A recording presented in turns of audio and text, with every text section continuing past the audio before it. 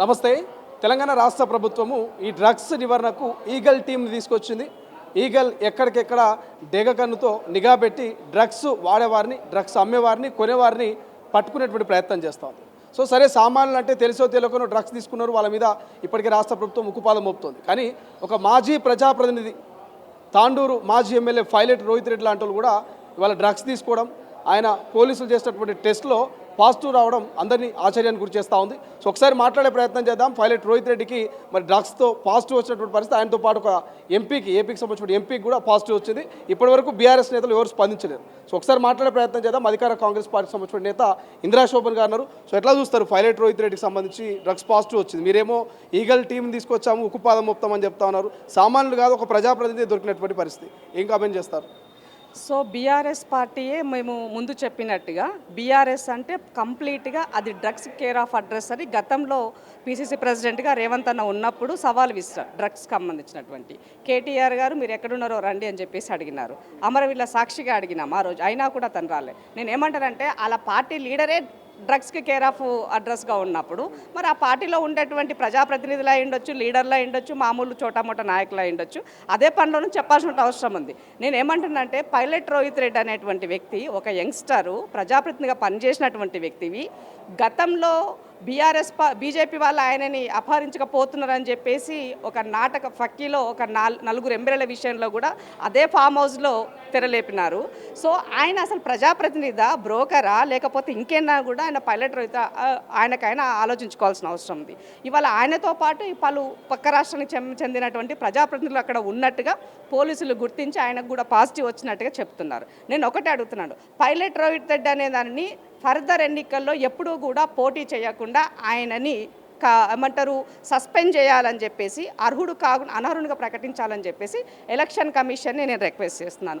గతంలో మీరు మా కాంగ్రెస్ పార్టీ ఎమ్మెల్యేలకు సంబంధించి కాంగ్రెస్ వాళ్ళు మత్తులో ఉన్నట్టుంది, మద్యం దాగొస్తున్నట్టుందని చెప్పేసి మీరు కామెంట్ చేస్తున్నారు. నేను మిమ్మల్ని ఒకటే అడుగుతున్నా, రేపటి నుంచి అసెంబ్లీ స్టార్ట్ అవ్వబోతున్నది. మా పీసీ ప్రెసిడెంట్ గారు కూడా అడుగుతున్నారు. నేనేమంటున్నా అంటే మీరు రేపు అసెంబ్లీకి వచ్చే ముందు మీరు అందరు లైన్లో నిలబండి. డ్రంక్ అండ్ డ్రైవ్ మీకు పెడతాం. డ్రంక్ అండ్ డ్రైవ్ పెట్టినప్పుడు కేటీఆర్ నుంచి మొదలు పెడితే మన మీ పార్టీ ప్రతినిధులకు సంబంధించి అందరికీ కూడా అది ఏ లైన్లో వస్తుంది, ఏ రకంగా సమాజం కూడా తెలుసుకుంటుంది కదా. కాబట్టి తెలంగాణ కల్చర్ని పూర్తిగా భ్రష్టు పట్టించినటువంటి బీఆర్ఎస్ నాయకులు, బీఆర్ఎస్ ప్రతినిధులు ఈ రాష్ట్రంలో అలా పార్టీ ఉండే అర్హతనే లేదంట. నేను ఒక రకంగా చెప్పాలనుకున్నాను. పీసీసీ గారు కూడా రేపు నిజంగా డ్రగ్స్ సంబంధించి కూడా అసెంబ్లీకి వచ్చే వాళ్ళకి టెస్ట్ చేద్దాం, షాంపిల్ ఇవ్వండి, మేము సిద్ధంగా ఉన్నాం, మీరు సిద్ధంగా ఉన్నారంటే ఒక సవాల్ విసినటువంటి పరిస్థితి.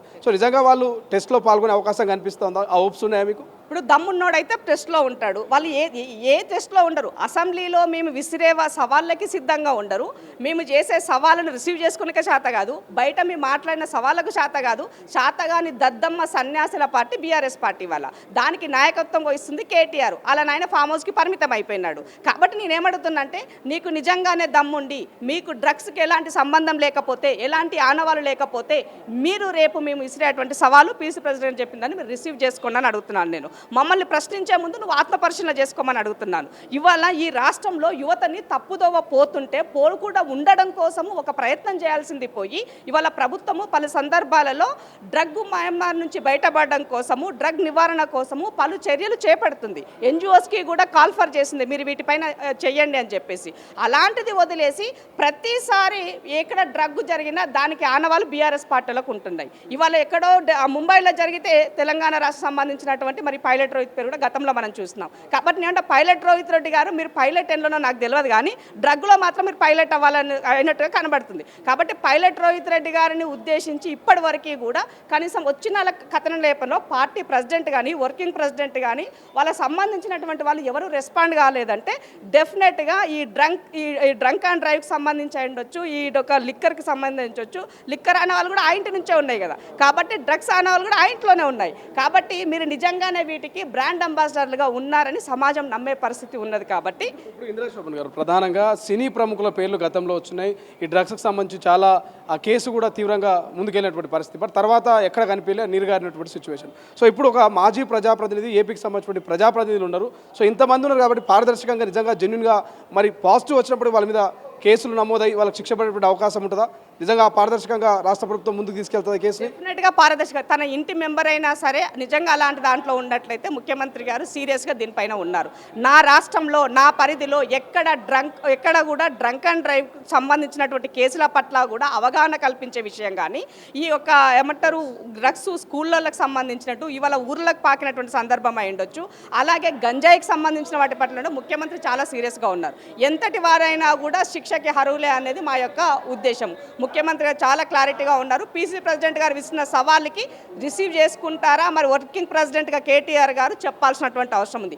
ఇమీడియట్గా బేషరత్తుగా ఈ తెలంగాణ సమాజానికి ఇవాళ క్షమాపణ చెప్పాలని చెప్పేసి నేను డిమాండ్ చేస్తున్నా. కేటీఆర్ మీ పార్టీకి సంబంధించిన వ్యక్తి ఇప్పటివరకు నువ్వు యాక్షన్ తీసుకోలేదంటే నువ్వేం లీడర్ వరా బాబు?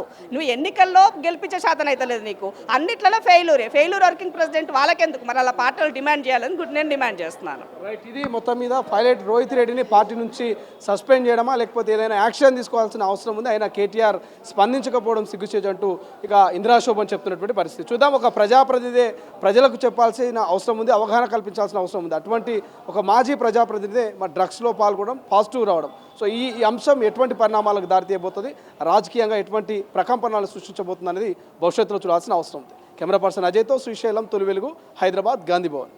అసలైన తొలి వెలుగు. ఫాలో వాట్సాప్ @తొలి వెలుగు official.